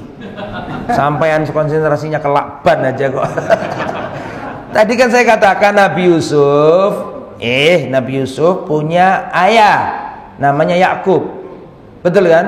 Yakub punya ayah namanya Ishak. Ishak punya mertua kan? Namanya siapa tadi? Laban. Berarti statusnya Laban kan masih eyangnya siapa? Nabi. Dalam riwayat dikatakan dia mencuri terus dipecah. Ya nggak mungkin Nabi Yakub punya berhala, itu nggak mungkin. Itu maksudnya tadi itu. Itu pendapat pertama. Pendapat yang kedua, jadi ceritanya panjang ini. Sebentar lagi saya sudahi aja karena nggak mungkin selesai sampai 2023, itu masih lama ya. Ini kan ceritanya nanti sampai Nabi Musa kan gitu gitu. Nabi Musa terus sampai Nabi Sulaiman. Nabi Dawud dulu. Setelah itu Nabi Sulaiman kan jadi raja Israel nanti. Dawud, terus Sulaiman. Terus nanti dihantam Babilonia. Dihantam bangsa Romawi, terpencar di mana-mana sampai di zamannya Nabi. Datang orang-orang Romawi membantai orang Yahudi, mengalami diaspora nanti. Oh, dawa cerita nih Bani Israel. Lari ke Eropa, lari kemana-mana, muter-muter gak punya negara, didolimi sana sini. Sampai terjadi Hitler, Nazi, di bumi hanguskan sama Hitler kan gitu kan. Lo yang gak punya kerajaan kemana-mana kayak uang gak jelas. Sampai tahun 48 karena bantuan dari Inggris. Ojo iku sih, dawa itu ceritanya. Ini kembali ke mana tadi? Gak mungkin satu pertemuan, ini mungkin 2 atau 3 pertemuan kalau mau detail ya. Wes mari ya, mana? Dikit lagi. Ada berapa tadi? 3. Yang pertama mencuri berhalanya siapa tadi? Laban. Bapaknya Rahel. Betul tak? Yang kedua, iki dawa, ambekan gede nek cerita. Ceritanya begini. Nabi Ishak itu punya anak tidak hanya Yakub. Jelas ya? Yakub itu punya saudari perempuan. Berarti bibiknya Nabi Yusuf, betul? Ini nggak punya anak. Sedangkan kebalikannya Yakub anaknya akeh. Betul? Maka saudarinya nggak punya anak. Dia ngomong sama Yakub, andai sampenan anaknya wakeh, aku gak duwe anak. Anakmu tak pupune 1. Ngerti tak pupu ya? Saya asuh 1. Udah pinter milih dia, milih Yusuf. Kok gak milih Zebulon apa milih yang Sam'un? Yang dipilih yang Yusuf yang paling ganteng. Dipilih. Ada perjanjiannya adalah nanti kalau anaknya sudah besar harus dikembalikan ke siapa? Yakub. Jadi cerita Nabi Yusuf itu kecil gak enak. Sakno. Tapi akhirnya enak kan gitu nggih. Nanti saya sampaikan itu. Akhirnya apa yang terjadi? Fatal iman, kembali ke materi kemana tadi? Bibinya Nabi siapa? Yusuf gak punya anak, mengambil Nabi Yusuf untuk diasuh sebagai anak angkat. Bisa dipahami gitu? Diasuh tambah gede, tambah ganteng, tambah luar biasa. Akhirnya wis dianggap anak dewe, gak tega dan gak rela kalau kembali ke Yakub. Sedangkan masa kembalinya sudah hampir tiba, sampai selesai. Bahasa Nabi Yakub ngomong, wahai saudariku, kembalikan Yusuf. Sudah waktunya kembali. Bingung ini, karena dia sudah terlanjur apa? Sayang. Nabi Yusuf itu seneng wong akeh, tapi senengane wong akeh membuat beliau menderita. Serius. Nanti saya jelaskan. Nabi Yusuf disenengi wong, dan sing nyenengi gak wong sembarangan. Disenengi wong itu fitnah. Nabi Yusuf sudah melakukan itu. Nabi Yusuf itu dicintai putrinya Nabi. Nabi Yusuf dicintai Nabi. Nabi Yusuf dicintai istrinya menteri. Sing nyintai Nabi Yusuf gak wong sembarangan, tapi membuat beliau menderita. Cinta-cintanya orang hebat itu membuat beliau sengsara. Cintanya manusia itu tidak selamanya menimbulkan kenikmatan. Nabi Yusuf mengajarkan kita seperti itu. Pertama, cintanya anaknya Nabi. Siapa maksudnya? Anaknya Nabi Yakub. Si perempuan ini loh maksudnya. Perempuan kan anaknya Nabi Yakub toh. Dicintai putra kok bukan anaknya Nabi Yakub, keliru. Nabi Ishak, putrinya Nabi Ishak, betul ya? Dicintai putrinya Nabi Ishak, maksudnya bibiknya gitu kan ya. Dia membuat rekayasa gimana caranya agar Yusuf gak balik ke Yakub. Membuat rekayasa. Apa rekayasanya? Dia mengambil talinya Ishak. Kok tali? Apa? Sabuknya Nabi Ishak. Ini sabuk peninggalan, istimewa, miliknya keluarga. Ditaruh di tempatnya Yusuf. Ditaruh di tempatnya apa? Yusuf. Terus dia memaklumatkan, hei alu Ishak, wahai keluarga Ishak, sabuknya Ishak dicuri. Dicari-cari orang banyak, ternyata ketemu di tempatnya Nabi. Inilah makna dari kalau dia mencuri, dulu saudaranya pun pernah mencuri. Maksudnya siapa? Padahal gak mencuri. Rekayasa sama si bibi ini. Akhirnya Ibrahim, ini anakmu iki ngelakoni ini, jadi hukumannya nggak boleh kepada dirimu sampai kepadaku dulu. Sehingga Nabi Yusuf ini nggak bisa balik ke Nabi Yakub sampai mati bibitnya. Ketika bibitnya mati, baru Nabi Yusuf bisa kembali ke Nabi Yakub. Baru kembali muncullah tragedi yang memilukan tadi. Itu apa tadi? Dicemplungkan Yusuf. Makanya ikhwatal iman, kisah Yusuf mengajarkan kepada kita bahwa dicintai orang-orang hebat itu membuat beliau menderita. Dicintai putrinya Nabi, dicintai Nabi, dicintai oleh istrinya menteri. Semua cintanya orang hebat-hebat itu membuat beliau sengsara.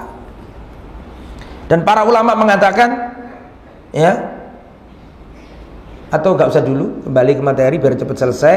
Akhirnya apa yang terjadi ikhwatal iman? Kan dituduh mencuri tadi ya. Yang ketiga sekarang, kenapa kok dituduh mencuri? Yang pertama nyuri patung, yang kedua nyuri sabuk, yang ketiga itu kisah nggak ada. Tapi sengaja saudaranya itu sekedar ngomong begitu aja menuduh Nabi Yusuf apa? Mencuri. Nggak ada cerita nih, nggak pernah mencuri, sekedar ngomong. Oh nggak heran nyuri, dulu nyuri juga. Padahal enggak, sekedar apa? Omongan untuk menjelekkan Nabi Yusuf. Nabi Yusuf manggil di hatinya saja. Akhirnya apa namanya? Pulang. Kemudian apa yang terjadi?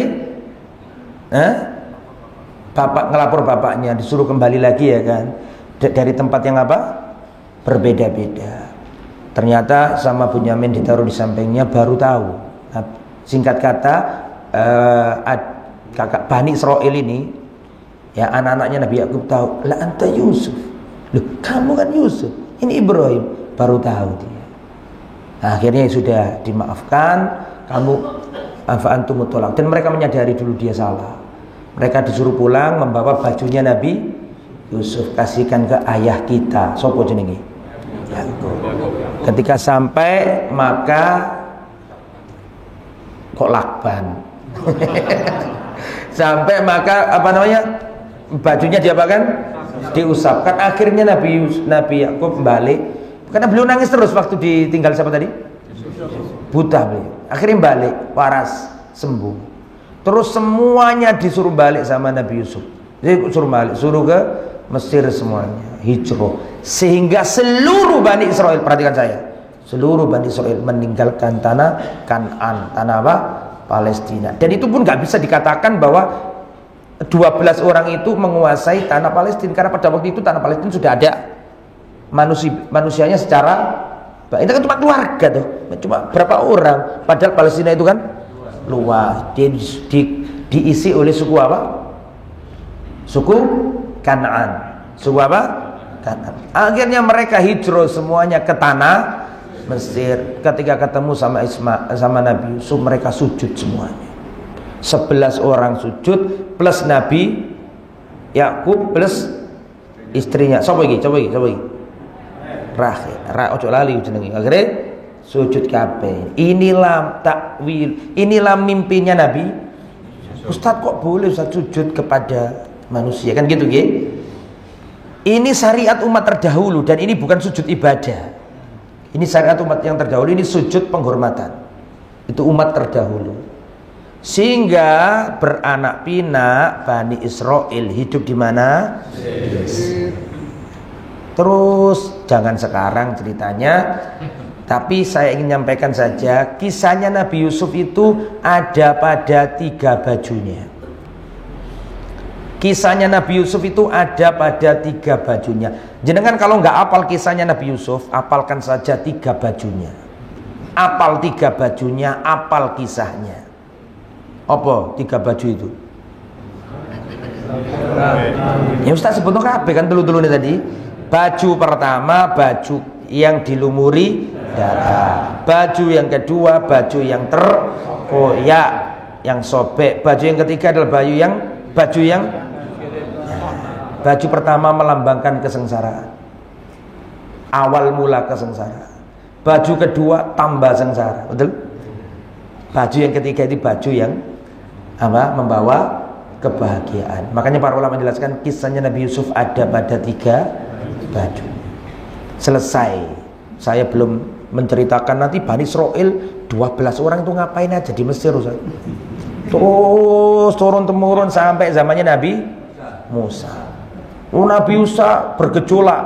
Nah kan, jadi kan tadi kan harmonis kan hubungannya antara warga Mesir asli dengan apa? Israel. Bahkan orang Israel ditunjuk sebagai apa? Bani Israel ditunjuk sebagai.